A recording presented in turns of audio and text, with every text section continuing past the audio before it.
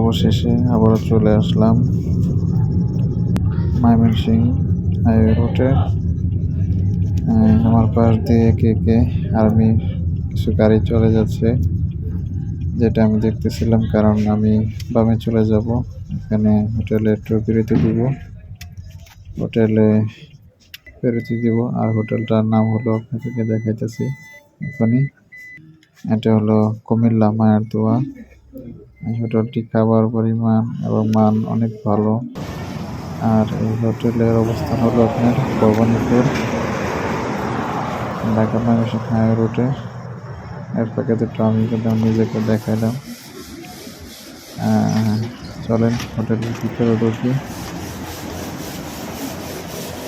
এখন একটু লাইট বন্ধ রাখছে, তারা পরিচ্ছন্ন কাজ করতেছে, যারা ক্লিন করতেছে, যার কারণে হয়তো লাইট ফ্যানগুলো বন্ধ। আর ওয়াশরুমগুলো সুন্দর, এখানে তারা সাবান, হ্যান্ড ওয়াশ এবং টয়লেটের ব্যবস্থা সুন্দরভাবে করে রাখছে। তাদের খাওয়ার মানগুলো অনেক ভালো, যেহেতু এখন খাবার নাই তা দেখাইতে পারতেছি না। এটা হলো ক্যাশম্যান বসে আছে। আমি বেরিয়ে যাচ্ছি, বেরিয়ে যাওয়ার পরে পাশে দোকান আছে, সেখানে যাবো আমি। গাড়ি দেখতেছি ঠিক আছে কিনা। এখানে আসছি কিছু নাস্তা খাওয়ার জন্য। কলা আছে, কলা বলতে বলতে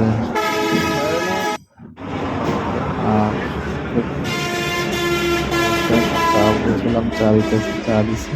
চা মোটামুটি ভালো ফ্লেভারের চা দিছে। বলতে বলতে সেটা আবার খাওয়া শুরু করে দিছি। একটু মালাই ছিল, যার কারণে একটু পরে লেগে যেতেছিল। বলতে বলতে আবারও মোটামুটি কাপ দেখাইতেছি।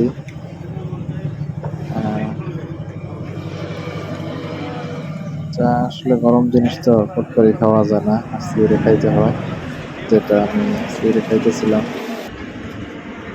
খাওয়ার পরে মোটামুটি শেষ, এখন কাপ রেখে দিব,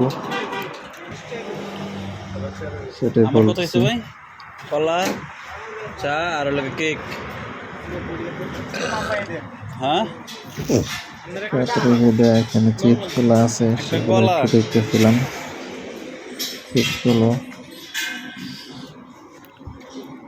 দেখার পরে আবারও বের হয়ে গেলাম গাড়ির কাছে। একটু পানি নিতে হবে,